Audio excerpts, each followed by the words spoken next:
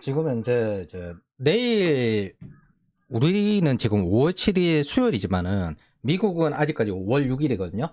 그래서 내일 재무부 2분기 채권 이제 발행 계획에 대해서 발표를 하기 때문에 내일 정도 있어봐야 좀 더 확정적으로 이야기를 할 수 있을 것 같은데 그걸 확인해 봐야 돼서 그거 끝나고 난 다음 그 글을 쓰는 도중에 이제 그거 지나갈 거라고 생각을 하고 예, 그리고 이야기를 하도록 하겠습니다.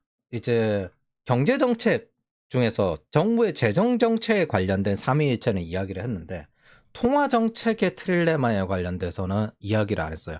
이것까지 같이 합쳐가지고 이야기를 하면 저랑 똑같은 공감대를 형성할 것 같아요. 지금 한국 언론은 달러가 약해져도 달러가 강해져도 트럼프 탓할 핑계로 합리화를 하고 있습니다. 일단 트럼프는 일기 때부터 달러 약세를 만들려고 했어요. 트럼프가 처음 될 때 뭐라고 했죠? 저유가, 저물가, 그리고 저환율을 할 것이다. 약달러나 아니면 저금리가 아니라 저환율을 할 것이다. 그래서 다른 나라랑 기본적으로 환율 기준을 맞추겠다는 거죠. 그래서 트럼프 일기 때부터 달러 약세를 만들려고 했습니다. 그리고 계속 그 저금리를 압박했어요. 이게 2019년이거든요. 왜냐하면 트럼프는 지금도 똑같은 지지 세력인데 중부 제조업체와 농업을 도와야 하기 때문에 2019년. 그래서 이 농업과 제조업 같은 경우 전통 사업들은 투자로 돌아가기보다는 은행 대출로 돌아갑니다. 그래서 초기 고정비가 많이 투자되는 산업이기 때문에 저금리가 필수적이고 인플레이션에 약해요. 사실 이 영향으로 기존에 어느 정도 투자 자금으로 구시대 산업들을 투자해가지고 천재랑 경쟁하지 말자 하면서 그거 고치는 사업들도 요즘 미국 꽤 있는 걸로 알고 있습니다. 어쨌든 지금도 지지 기반이 같기 때문에 이렇게 돌아갈 거예요. 그럼 이기는 뭐냐? 지금 이제 언론에서 약달러와 강달러파가 있는데 그냥 달러 강세로 트럼프 탓을 하는 겁니다. 트럼프가 2024년 10월 당선도 안 되는데 트럼프 효과 강달러. 왜 피습 이후에 관세가 올라가겠지. 그럼 트럼프가 대통령이 될 수도 있어. 그럼 강달러가 돼요. 왜 강달러가 되는지. 걔 강달러 되는지 모르겠지만 강달러가 돼요. 자, 이제 2025년 4월 17일 달러 약세라고 트럼프 탓을 합니다. 미국 신뢰도 뭐 끔찍한 뭐 어쩌고저쩌고 하거든요. 참고로 이거 4월 달에 미국 국채 수요가, 한 3배 정도 많았습니다. 신뢰고 뭐고 국채 수요가 엄청 많았어요. 잘 팔렸어요, 4월 달에. 그냥 어떤 핑계로든 트럼프를 까고 싶을 뿐입니다. 달러가 강세면 달러가 강세라고, 달러가 약세면 달러가 약세라고. 왜? 좌파 짓을 해야 되니까. 신마르크스주의자들이 언론이나 미디어로 진출하는 거 진짜 전략이 정치 전략으로 따지면은 굉장히 유용했어요. 그러니까 진짜 별별 짓 다 해도 이게 되지.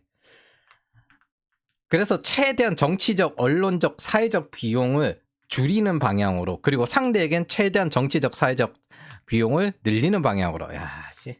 자, 관세 위험 때문에 강세가 되었다고 이야기 말하다가 관세가 시작되니까 약세가 되었다고 말합니다. 관세가 무슨 슈레딩거의 고양이? 양자 역학적 관세를 다 보겠네. 그래서 이제부터 슈레딩거 고양이 비견할 트럼프의 관세론에 해봅시다. 얘들은 그냥 후행적으로 결과가 나오면 트럼프 탓을 하는 걸로 합리화를 합니다. 즉 강달러, 약달러 현상을 분석하기 위한 게 아니에요. 여기서 시작하는 게 아니라 트럼프 탓. 무슨 탓을 해볼까? 요즘 무슨 사고가 있었을까? 강달러네? 트럼프 탓. 약달러네? 트럼프 탓. 일단 요걸 잊고 난 다음에 나머지는 논리를 만들어내. 요런 식으로 진행을 한 거죠. 보통 소설 쓸 때 결과랑 처음 정해놓고 이런 식으로 하거든요. 요렇게 이어버린 거예요. 분석하는 척하면서 정치적 프레이밍을 하는 겁니다. 여러분들에게 필요한 건 이런 노이즈 같은 것을 제거하는 능력입니다. 뭐 아직까지 분석하는 뷰는 그래도 제법 남아 있습니다. 주로 경제신문이나 아니면 경제방송 위주로 남아 있는데 이것도 100% 자유롭진 않지만은 뭐 요 정도쯤 오건영 요분도 꽤 괜찮다고 생각을 해요. 어쨌든 저는 이들의 뷰와 좀 다른 뷰를 가지고 있기 때문에 이런 혼란스러운 것에 여러분들의 투자와 그 다음에 일을 하는데 도움이 되길 바랍니다. 왜냐하면 우리는 많은 투자금으로 인해서 돈을 받기 때문에.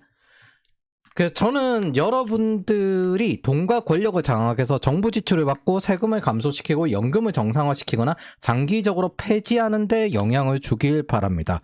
이게 기성세대들과 지금의 차이예요. 기성세대들은 희망하는 게 마오주의 때부터 유토피아주의나 아니면 저기 유럽식 복지국가로 무한히 복지를 확대시킬 수 있는 그런 배경에 있길 바랍니다.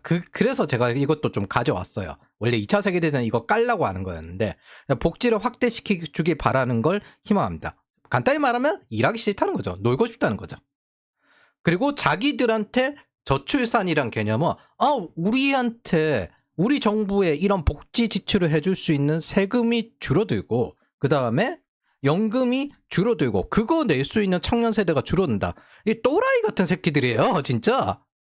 그러니까 저출산의 이유가 자기네들 편하게 살게 만들 돈 내주고 일할 노예가 줄어든다는 이야기잖아요. 그리고 청년 세대들은 세금을 감소시키고 싶어하고 연금을 장기적으로 줄이면서 폐지하고 싶어 하는데 이게 지금 이제 공동체가 돌아가겠습니까? 돌아가서도 안 되는 겁니다. 이 또라이 같은 새끼들이에요. 이게 지금은 이제 국가 부채의 배경이고 연금의 배경이고 그럼에도 불구하고 왜 지지를 하지? 왜냐하면 저 사람들은 여러분들과 다른 생각을 가지고 있습니다. 그래서 여러분들이 돈과 권력을 장악해가지고 이걸 장기적으로 정상화시켜 나가는 방향으로 가거나 아니면 뭐 가장 좋은 방법이 있어요. 인플레이션을 터뜨려가지고 이 사람들 연금 나중에 다 녹여버리고 그 다음에 이 사람들 자식들이 지금 이제 20대 초반이나 10대 정도거든요. 그냥 다 같이 죽여버리면 됩니다. 인생 평생 이제 인생 몰락하는 거지. 그러면 뭐 한 세대가 아니라 한 두 세대 정도 몰락을 하는 거죠. 근데 그걸 우리도 솔직히 지난 20년 동안 당했는데 뭐 노인들이 돈이 없는 이유가 이걸 이 사람들한테 당해서 그래요. 그럼 똑같이 당하게 해주면 되지 뭐. 뭐 어떻게 흘러갈지 모르겠지만 어떤 상황이든 여러분들에게 도움이 안 되면 이걸 따위 집어치우십시오. 여긴 일하고 돈 벌고 권력을 획득하기 위한 정보 공간입니다. 그리고 이게 도움이 안 된다면 그냥 시간 낭비니까 낭비를 줄이는 게 최대 이득일 겁니다.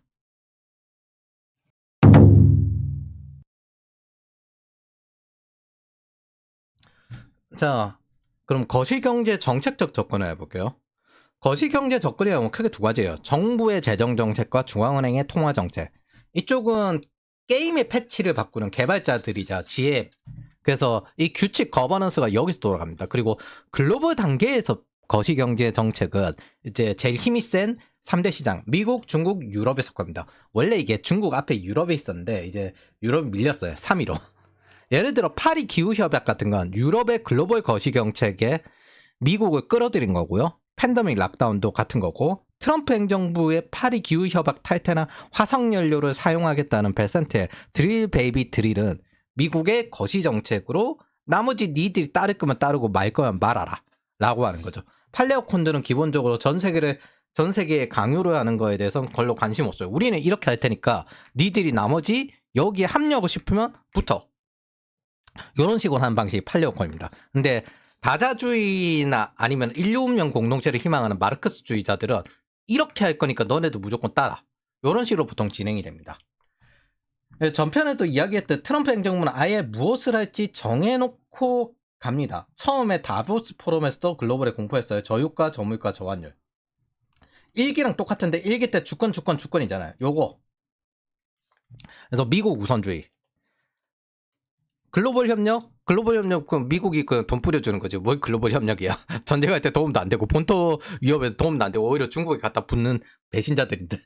자, 트럼프 행정부의 추진령은 중부 민주주의에서 나옵니다. 베센트가 월스트리트 지역보다 메인스트리트를 중시하는 것도 자신들의 지지자들을 지원하기 위해서요. 어차피 뉴욕이고 거기에 투자 자금도 받는 동부 캘리포니아 요렇게 연결되어 있는 게 월스트리트니까 사실 이건 어떤 나라들이 있는 충돌인데 자유무역은 국가 간의 격차는 줄였는데 국가 안의 격차를 늘리는 효과를 만들었어요.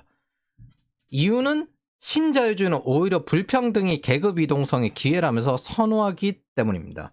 그리고 절대적 빈곤선 이하 사람들만 기본소득으로 도와요. 그래서 여기서 일해서 올라갈 기회를 주는 게 신자유주의 형식입니다. 이걸 공격하기 위해서 신마르크스주의는 불평등 자체를 공격의 대상으로 삼고 돈을 뿌려서 계급 이동 줄이고 불평등을 확대시켜서 다시 또 이제 반능력주의를 퍼뜨려요.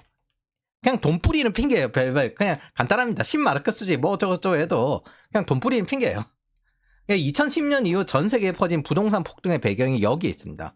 할당제 채용의 배경도 여기에 있고요. 그래서 이런 것들에 대한 관점이 있는데, 글로벌 시장을 활용할 수 있는 글로벌리스트랑 국내 내수 산업으로 대응하는 내수 영역의 사람들의 이 격차가 나게 되는 겁니다. 중국으로 이야기하면 해안 지역은 글로벌리스트들이죠.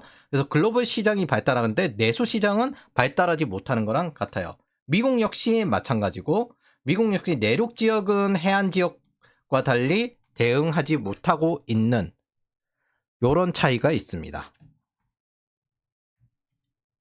이건 산업별 차이도 있는데, 혁신 지역인 실리콘밸리, 할리우드, 그리고 동부의 자본주의 자유화에 속하는 자본의 자유화에 속하는 월스트리트, 동서부 쪽에서는 글로벌 산업에 대응할 수 있었지만, 이 신자유주의 시점에서도 각국 농업은 자국 농업을 지키길 바랬어요. 그래서 미국의 농산물이 잘 안 받아요. 꼭 필요한 농산물 아니면 받지 않았어요.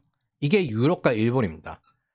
미국의 입장에서 농업은 자유무역이 꼭 필요한데 다른 국가들은 자국 농업을 지키기 위해서 최대한 막았습니다. 이게 중부가 더 힘들어지게 만드는 형태를 만들었죠. 정작 미국 시장에는 각국의 농산물들이 잘 들어왔습니다. 이건 농업마다 차이가 있는데, 프랑스의 와인업자들 같은 경우는 글로벌 산업에 어느 정도 대응해오다가 이제 글로벌의 술 소비가 줄어들죠. 그러니까 미국의 와인과 위스키가 발달하니까 이제 이 와인 산업을 보호해야 하는 상태까지 도달하고 있습니다. 그래서 매번 와인세에 반발하는 것도 이렇게 촉해요. 2019년에 와인세에 반발하고요. 2025년 와인세에 이제 또 빡치죠. 프랑스 와이너리 같은 경우가 그런데 귀족 부르주아부터 재분배로 중상층 농가까지 가족 단위에서부터 협동조합, 거의 모든 계층이 망라하는 문화산업이 이 프랑스의 와인 산업입니다. 그래서 이 와인 산업에 생각보다 많은 게 걸려있어요. 근데 이제 글로벌 청년들은 술을 안 먹어네. 인구도 줄고. 일본도 사실 비슷해요. 같은 경제 구조니까.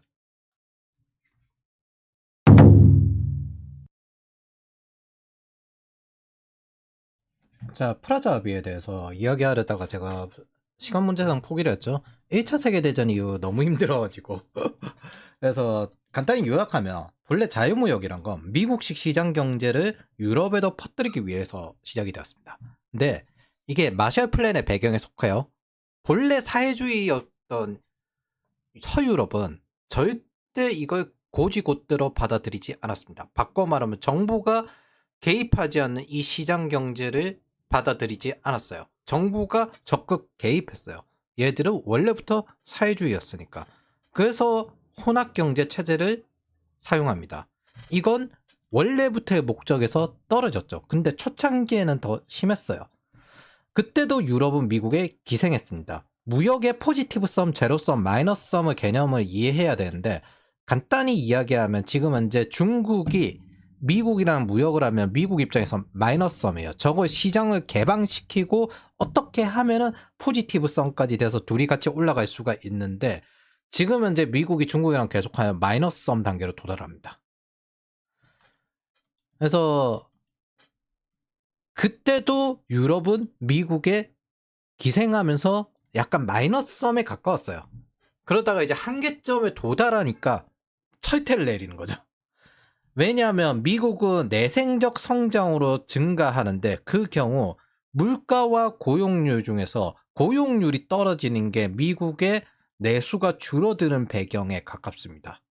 즉, 미국의 시장 경제가 줄어든다면 그건 고용이 깨지고 그게 실질 임금이 깨졌을 때 미국의 시장 경제가 줄어드는 거예요. 제가 5월 12일 정도까지 지금 사실 기다리고 있는데, 그때 미국의 실질 임금이 또 이제 발표가 되거든요. 그때도 3개월 연속, 즉 한 분기 동안 계속 증가했는가, 이걸 봐야 실제 이 정책들이 성공하고 있는 건가 볼 수가 있습니다. 그 경우 글로벌은 전체 다작살이라는 거고, 미국 혼자 내생적으로 시장이 성장하는 이런 구조가 만들어집니다. 자, 여튼 다시 돌아가서 그럼 그 당시 2차 세계대전 끝나고 난 다음에 서유럽은 어땠냐? 수입세를 통해서, 즉 관세를 통해서 자국 기업에게 수출 보조금을 지급했습니다. 즉 얼마나 보조금을 지불을 할 수 있느냐? 이거에는 한계가 없어요. 수입을 하는 만큼 보조금을 지불하는 거예요. 한계점이 없습니다. 일본도 이유는 다르지만 뭐 비슷한 구조였어요. 어느 정도 수준이냐? 스태그플레이션이 나도 유럽과 일본은 물가를 포기하고 틀에 맞은 고용과 국제 수지 흑자를 고집합니다. 여러분들이 착각하는 것 중에 가장 큰 게 있는데, 인플레이션은 평범한 사람들에게는 대다수 어렵지만 저기 최상위 사람들에게는 인플레이션은 도움이 됩니다. 일단 부동산 가격부터 올라가잖아요. 이런 스태그플레이션 상태에서도 미국의 수출권을 절대 놓지 않으려고 해요. 정치인이고 뛰어난 경제인이고 모두 뭐죠? 자산을 가지고 있습니다. 그리고 저 자산을 인플레이션을 좋게 생각을 하고 활용할 수 있습니다. 그래서 머스크가 요걸 들어도 나름의 저는 좋은 평을 합니다. 돈 많은 사람이 기본적으로 인플레이션 비판하고 저렇게 끊으러 가기 어려워요. 저게 욕 듣는 일이거든요. 인기 떨어지는 일이고. 근데 이게 이런 선택을 어디서 하냐면 귀족 국가들이 좀 많이 합니다. 기득권을 지키기 위해서. 자, 인플레이션은 가장 나쁜 세금이지만 자산가치 부동산을 증대시키죠. 그런 것들 다 가지고 있어요. 귀족들은. 그리고 과도한 국제수지 흑자는 인플레이션을 강화시킵니다. 뭐 어차피 수출을 해봐야 자기 거고 거기에다가 인플레이션 나봐야 뭐 부동산 가치 올라가는 거고, 대중은 이래도 가난해지만 기득권은 돈을 많이 벌게 되는데 심지어 화폐 가치 떨어지니까 절하 효과가 나요. 절하 효과가 난다는 거 바꿔 말하면 지금 현재 중국이 심심하면 위안화 절하하는 것처럼 인건비에 대한 영향력도 줄이게 된다는 겁니다. 그래서 수출을 더 많이 할 수 있게 됩니다. 시장이 개방돼서 경쟁하는 게 아니라 정부 주도의 경제 정책에 지킴을 받는 기득권, 보통 이제 개도국이 사실 이런 식으로 많이 하죠. 기득권은 많은 자산 수익을 가지고 있어요. 정부 주도기 때문에 이미 민간 시장 가치가 없고 일보다 자산 가격 상승이 도움됩니다. 이 정도까지 도달을 하면. 그리고 사실 우리가 지난 15년 정도 동안 2010년 이후부터 유럽, 일본, 한국에서 벌어진 일도 여기에 가깝습니다. 부동산이 1위. 근데 그거 일에서 벌었다고 해보십시오. 그 부동산 가격 상승 쫓아갈 수 있었을까? 못 쫓아가죠. 예를 들어 말이죠. 그런 것들, 부동산도 그렇지만 대량의 고정비가 들어갑니다. 초기 투자 비용이 많이 들어가요. 그럼 필요한 공장에 대출금으로 투자하고 필수 수출 품목이 있는 기업이 있다고 해봅시다. 그럼 정부가 이걸 가지고 기반 산업에서 지키기까지 한다면 지금 현재 우리나라 부동산이 이 구조예요. 대출로 인플레이션이 녹아요. 대출금이 인플레이션으로 녹아요. 그리고 수출 경쟁력을 가지는데 뭐 요거는 이제 한국 그 부동산에는 없죠. 낮은 화폐 가치, 수출 품목이 높은 화폐 가치. 이건 대신 뭐 하냐면은 수출 기업에 근무하는 사람들이 이걸 삽니다. 위험에도 정부가 지켜줍니다. 국유화된 기업이 이래요. 원자재 가격이 올라가면 세금을 낮추든 외교로 따로 싸서 구해 와서든 해결합니다. 아, 생각해보니까 수출 경쟁력이 지금 이제 중국인 부동산 사는 거랑 지금 이제 JP모건이랑 글로벌 자금 들어온 것도 있구나. 월세 사업하려고. 어쨌든 위험에도 어쨌든 정부가 지켜줘요. 이게 은행 리스크까지 가릴 수 있기 때문에.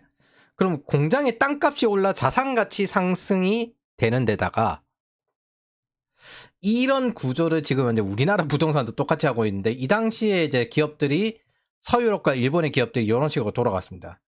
중국도 지금 현재 이러고요. 이런 정경융합의 기득권의 경우 인플레이션을 사랑하게 됩니다. 돈이 부족해도 정부 주도로 지켜져요. 그렇게 가장 나쁜 세금은 자기들에게 이익이 됩니다. 그럼 이거 위에 귀족들이 장악하고 돌아가는 거지. 귀족들이 기업들 가지고 있죠. 귀족들이 자산 가지고 있죠. 걔들이 장악하고 돌아가는 거지. 많이 뿌려져 봐야 기성세대에 뿌려질까? 전후재건에? 요 정도로 돌아가는 식으로 갑니다. 반면 시장이 자유화된 경우는 달라요. 인플레이션은 인건비를 증대시켜야 되니까 이거 배당 줘야 되고 그다음에 자사주 매입해야 되는데 이거 실패네? 안 되네? 정부가 지켜주지도 않아요. 민영화된 기업은 가격을 올려야 되는데 요즘은 이제 정부가 이 가격에 제한폭을 주죠. 그러니까 원자재 가격은 올라가요. 그러다 보면은 전기세가 한순간 몇십 배 올라가는 사태도 맞이합니다. 이게 민영화가 말이 좋지 정부가 정상적인 사고를 할 수 있는 그런 정부여야만 그래도 이 민영화의 가치가 어느 정도 돌아가는 겁니다. 효율화가 돌아가는 거예요. 정부가 세금을 퍼뜨리는 경우에는 답도 없어요. 그리고 규제도 그렇게 많이 하는 경우에 답도 없어요. 민영화를 하면 안 돼. 뭐 정부 권력을 스스로 포기할 수 있는 그런 선진국이나 가능한 겁니다. 지금 현재 이거 가능한 게 미국 말고는 없어요. 제가 보기에는. 자, 우리가 볼 건 귀족 국가가 현대 시대에 남은 모습이 이게 유럽입니다. 일본이고. 그래서 저는 유럽과 일본을 잘 큰 동남아라고 말합니다. 거기도 귀족 국가잖아요. 제가 이해되게 설명했기 바랍니다. 지네들끼리 헤쳐먹는 단지 산업이 달라진 것뿐. 귀족 국가. 자, 요 1970년, 80년대 보면 있잖아요. 이게 독일의 인플레이션입니다. 근데 독일의 실업률은 거의 뭐 4% 아래예요. 4% 아래. 이거 뭐다? 그 완전 고용률을 보통 4% 정도로 잡는데 얘네들은 1%, 2%뭐 이렇게 나오고 있습니다. 이거는 뭐냐면은 완전 고용률을 넘어가지고 심각한 수준이라는 거예요. 엄청나게 세게 잡은 겁니다. 그래서 인플레이션은 7, 8%를 찍어도 실업률은 1, 4% 내외로 유지를 하는 뭐 노예다. 노예다. 자, 프랑스 인플레이션을 보도록 하겠습니다. 프랑스 인플레이션. 여기 보면 12% 넘어요. 이 당시에는 12%, 16% 가까이도 갔네요. 오우씨. 자, 프랑스 실업률은 좀 올라가가지고 7.3%. 9% 이때까지 좀 올라가는 시기가 있었습니다. 하지만 그 전에 보면은 거의 엄청나게 낮은 수준에서 올라간 거였죠. 이것도 프라자 합의 이후에나 나온 일이지. 인플레이션 줄어들고 난 다음에나 나온 그 상황이지. 왜냐하면 이거 두 개 수출을 하면서 이거 두 개까지 동시에 잡을 수는 없으니까. 그래서 물가를 잡은 대신에 고용을 포기한 이런 구조가 되었죠. 그래서 그 당시 서유럽은 GDP 대비 국가 부채가 왜 낮았느냐? 이건 우연이 아닙니다. 자, 영국도 포함해서 영국도 그 당시에 똑같이 했으니까 영국의 GDP 대비 국가 부채가 2차 세계대전 끝나고 난 다음에 어떻게 이렇게 많이 줄 수가 있었어? 얘네들 200% 넘었잖아. 어떻게 이렇게 많이 줄 수가 있었어? 뭐긴 뭐예요? 인플레이션으로 빚을 녹인 거지. 뭐 여러분들 세금은 안 거둘게요. 근데 여러분들 모르게 거둘게요. 인플레이션으로 빚을 녹인 거지. 서유럽 정부는 찾아도 안 나오는데 프랑스 정부는 있었습니다. 프랑스도 여기 보면 툭 떨어지거든요.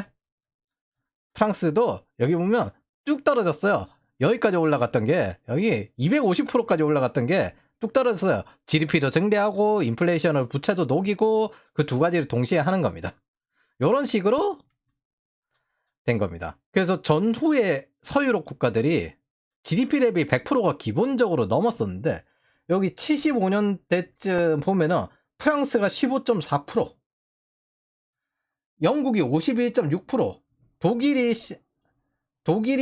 19.2% 이렇게 아주 훌륭한 재정 상황을 가지고 있으면서 복지국가의 로망을 달성하고 있었습니다. 어우, 이거 평균을 따져도 이게 뭐 3, 40% 이하다.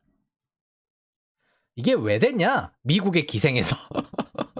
마셜 플랜으로 돈 들어오잖아요. 미국에 막대하게 수출하죠. 막대한 경상수지 흑자로 인플레이션을 방치하죠. 무역흑자가 과도하면 인플레이션이 나요. 그럼 이 인플레이션으로 GDP 대비 재정 적자가 감소합니다. 대신 사회 안정을 위해서 실업률만 잡는 거예요. 이거 사람 노예화 시키는 거예요. 노예화 시키는 거.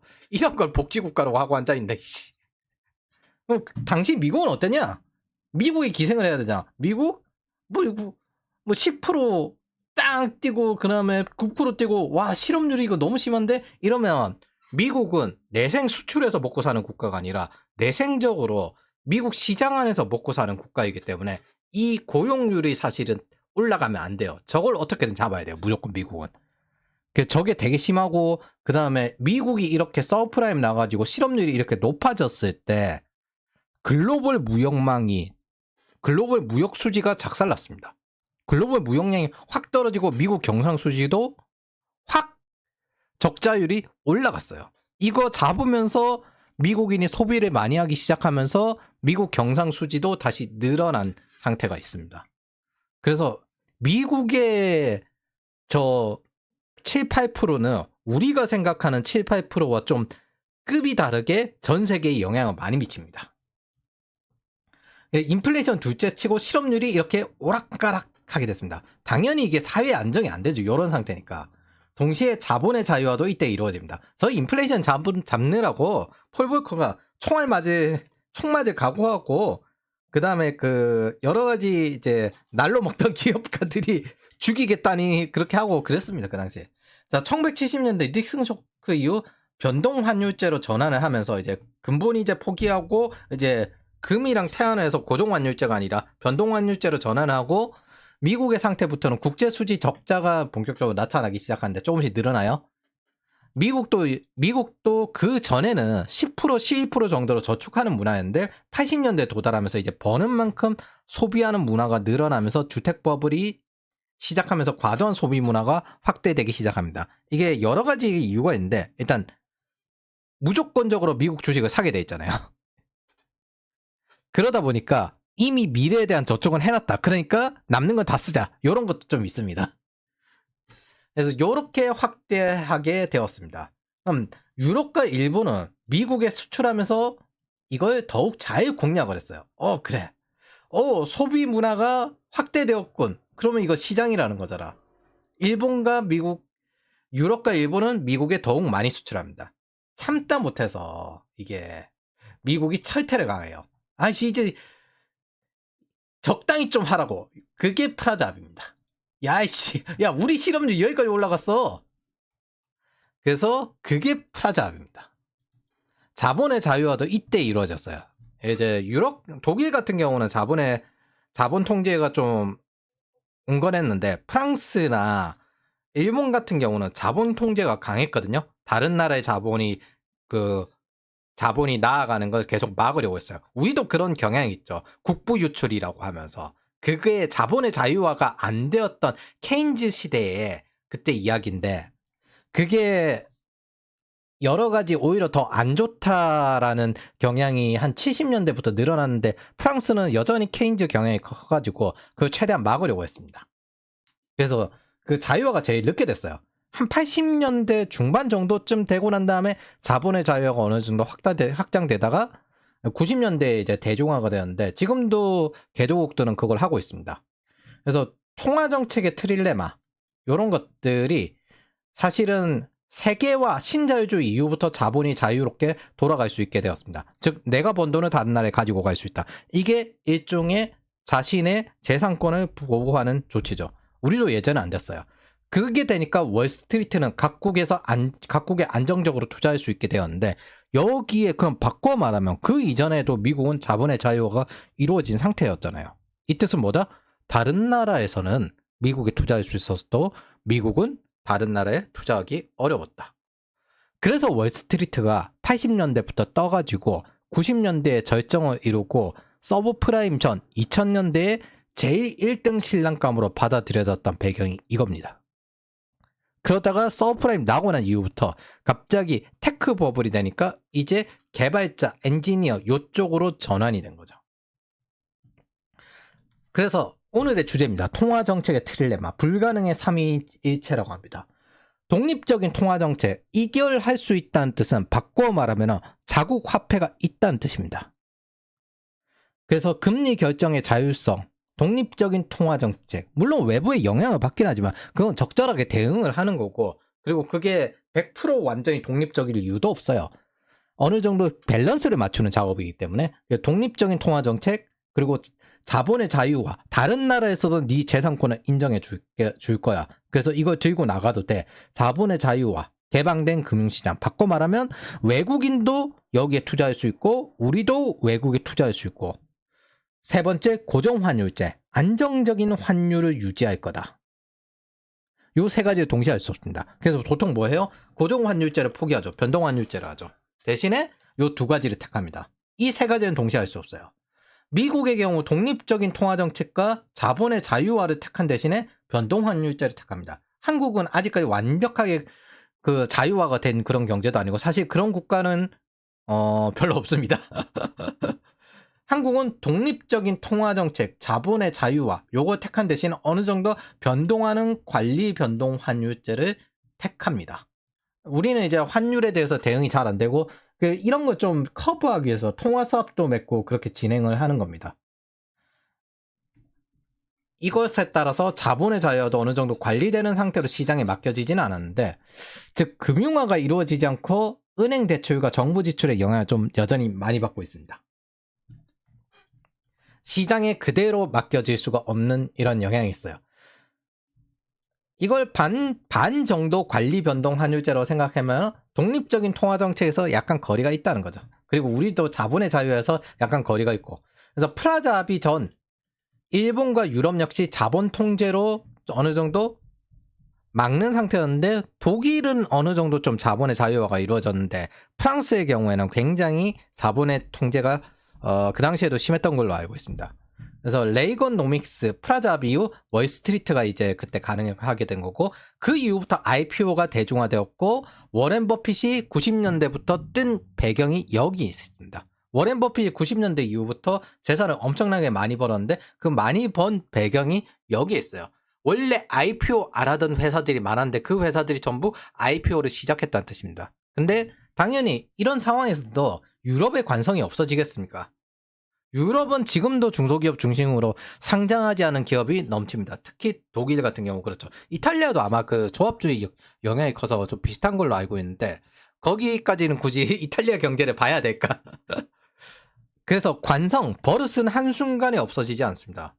동시에 국가도 마찬가지 그 버릇과 관성, 문화 형태로 고착화되어 있기 때문에 사회주의 경향이 있는 국가 혹은 혼합 경제를 추구하는 복지 관성이 없어지지 않아요. 그래서 두 가지가 탄생을 합니다. 관세 대신 부가세를 증대시킵니다. 부가세를 증대시킨다는 건 세일즈 텍스, 소비세죠.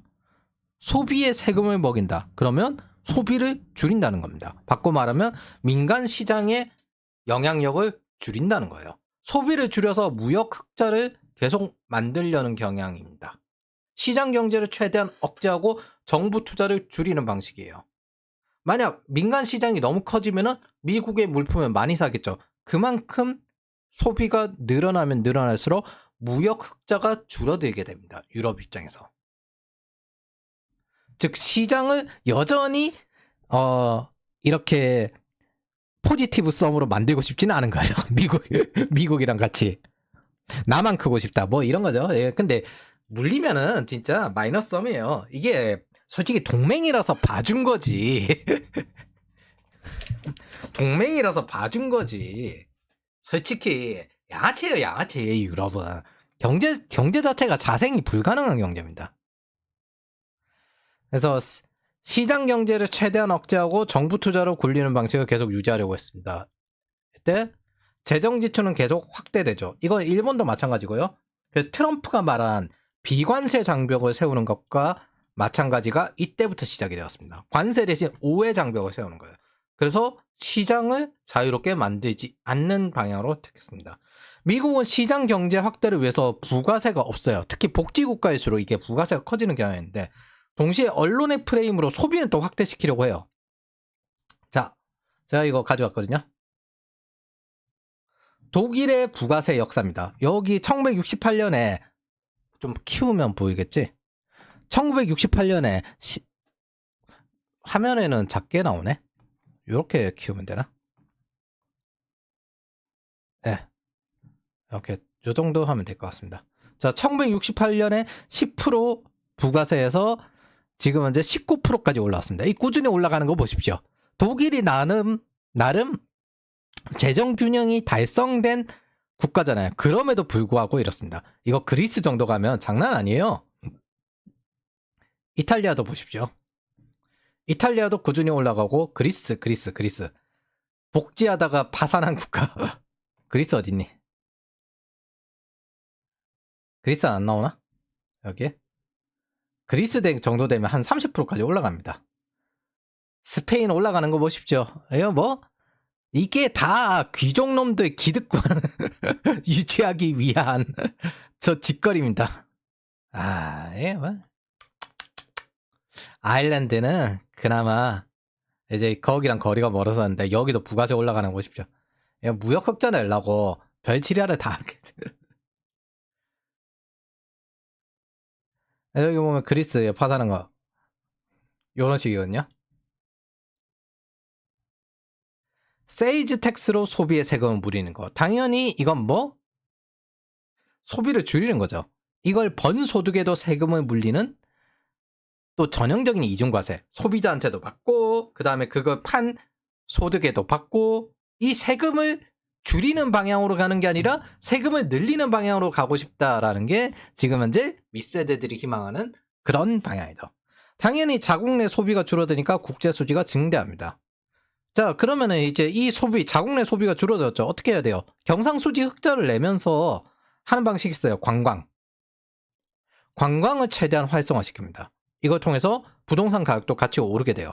관광이 발달하면 부동산 가격이 오르고 다시 또 여러 가지 건축도 되니까. 경상수지를 더욱 증대시키고 세일즈 텍스를 확대시키는 역할입니다. 정부 지출로 민간 시장이 줄어드니까 관광을 통해서 민간 시장을 유지하면서 세금을 확대하는 거예요. 여러분들 재밌는 거 하나 알려드릴게요. 일본에 노포 많잖아요. 그 노포 지하경제예요. 세금 안 내요. 그 세금 안 냅니다. 진짜. 일본의 노포들. 그런 식으로 돌아갑니다. 그럼 뭐 이 부가세, 이 세일즈 텍스 거기서 안 거친다는 거잖아요. 그런데 뭐 관광을 통해 가지고 이 세일즈 텍스를 거둘 수 있습니다. 아, 노포는 소득세를 안 내나? 세일즈 텍스는 내고. 여튼 그래서 이런 것들에 대해서 여러 가지 기득권들이 돈을 처먹을 수 있는 구조를 만들 수가 있다. 이게 복지국가의 형태고 이게 기성세대랑 겹쳐지면 장난 아니게 됩니다. 일본도 동일하게 부가세를 계속 증대시키고 있죠. 뭐 2019년 10% 순차적으로 인상했다. 제가 보기엔 이거 한없이 더 올라요. 한없이 더 올라요. 한없이 더 올라요. 이제 유럽은 뭐 하냐? 또 이제 소비세를 추가로 거두려고 관광세라는 새로운 형태의 소비세를 삥 뜯기 위해 준비 중입니다. 관광 가지 말아야 돼, 유럽. 두 번째, 독일의 마르크스,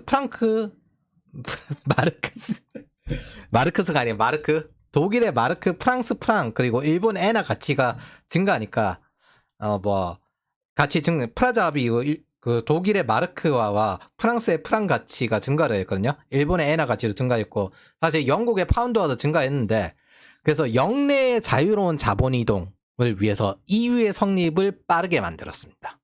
그래.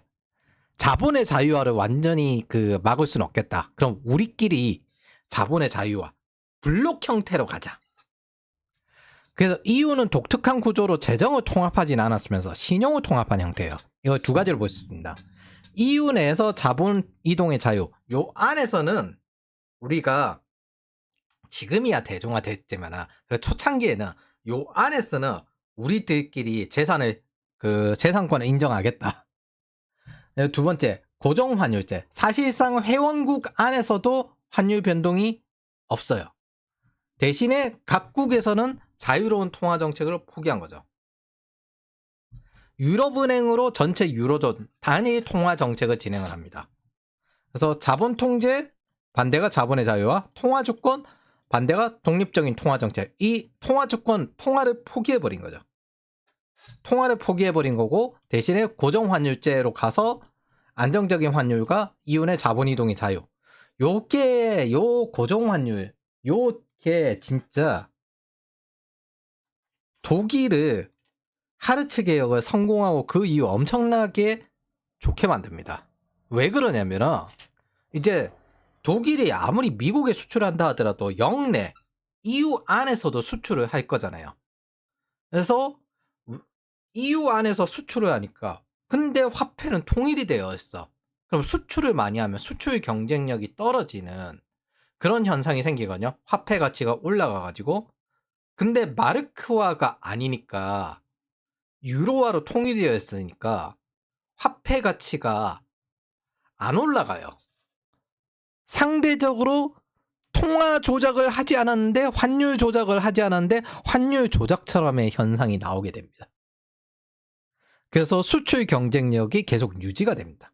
이게 독일이 EU 통일하고 난 다음에 바짝 큰 배경입니다. 뭐 EU 안에서 수출하는 거에 대해서 아무런 화폐 변동이 없으니까. 대신 EU 수준에선 미국, 중국 이 3대 시장에 대항해서 다음을 얻었어요. 유로존, 정확히는 유로화 사용국이 얻은 거죠. EU 밖으로도 자본의 이동을 할 수 있게끔 자본 통제를 포기한 대신에 타 기축 통화와 변동 환율제, 그리고 미국, 중국에 대항한 독립적인 통화 정책, 요걸 택했습니다. 즉 자본의 자유화와 그 다음에 미국, 중국에 대항한 독립적인 통화 정책. 그래서 보시면 알겠지만은 EU 안에서는 고정 환율제인데 EU 밖으로 따지면은 변동 환율제가 됩니다. EU 안에서는 독립적인 통화 정책을 각국이 포기를 했어요. 우리는 그냥 지방이야. 근데 재정은 통일을 안 했네. 지방이야. 지방 정부 같은 입장이야. 근데 유로존으로 보면은 미국, 중국에 대항한 독립적인 통화 정책을 할 수 있게 되었습니다. 즉 힘이 더 세졌다는 거죠. 그래서 미국의 영향을 매우 받는 상태에서 어차피 자본 통제 포기하고 미국이랑 수출하려면 저건 해야 돼.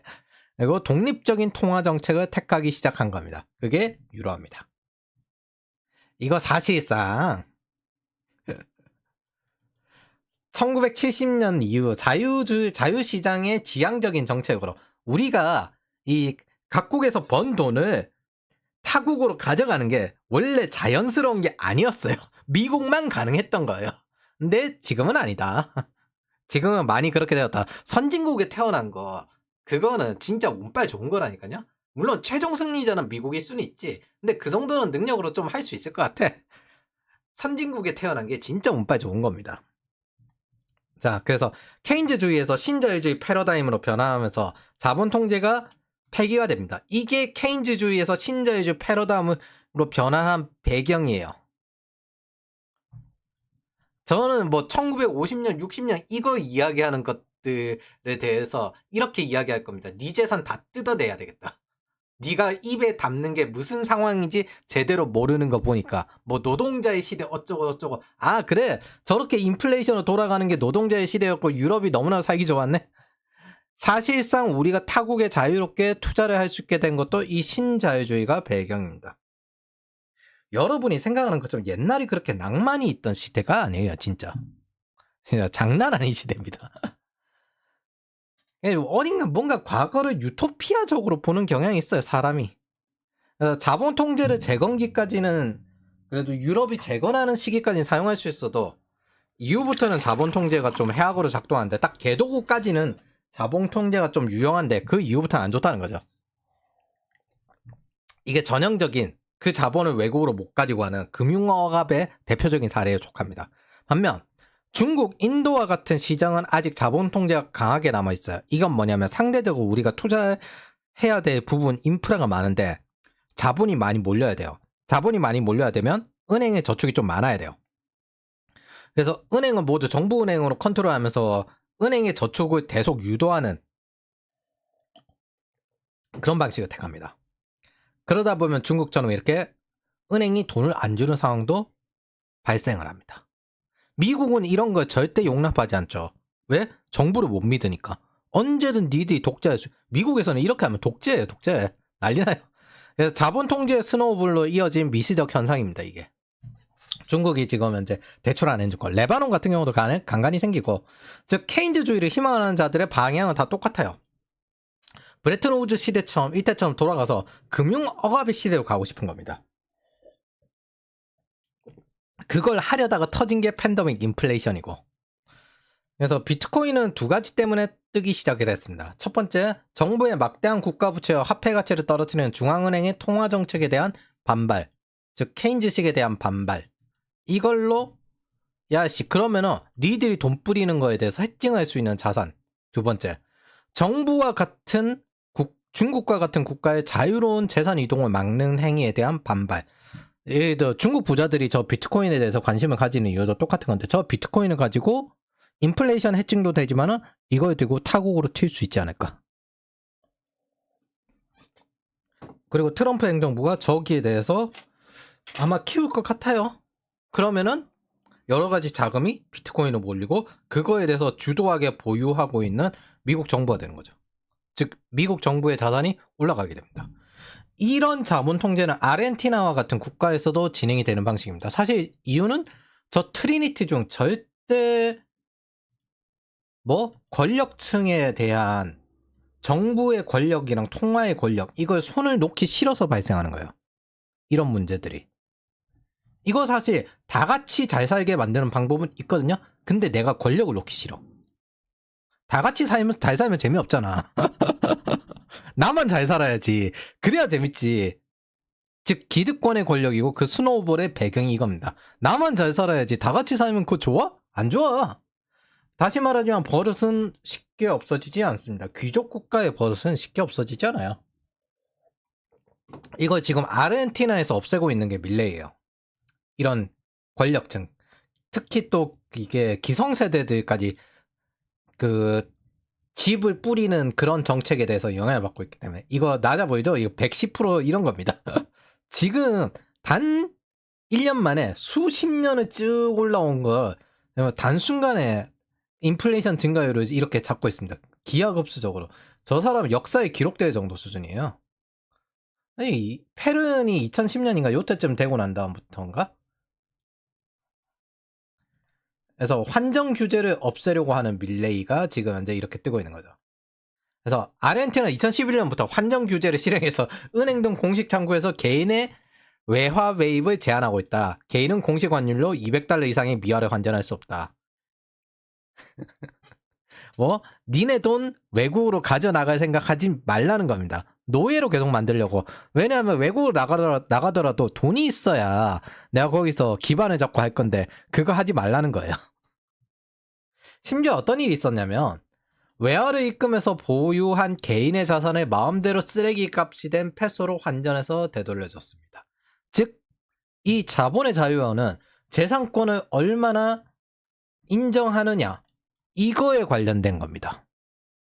여러분들이 아무리 저걸 돈을 벌어서 노력을 해서 해외에 가서 써야지, 해외 여행도 가능해야지. 우리도 한때 해외 여행 그런 거 금지했어요. 금융화법을 통해 가지고. 그런 것들이 가능한 배경들이 이겁니다.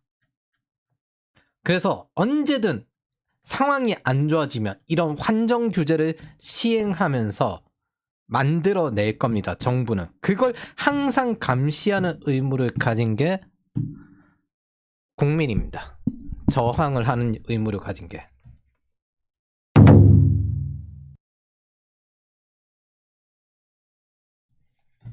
자, 불가능의 3.1체 문제는 단순한 문제가 아닙니다. 정부가 위태로울 때 언제든 독재를 할 수가 있죠. 그것 중에 하나가 자신이 이룬 재산을 타국으로 옮기는 걸 최대한 막는 그런 재산권을 인정하지 않는 문제들입니다. 자본의 자유화. 정부의 재정정책이랑 중앙은행의 통화정책을 합쳐서 기득권 위주로 진행되었을 때 매우 심각한 문제가 발생합니다.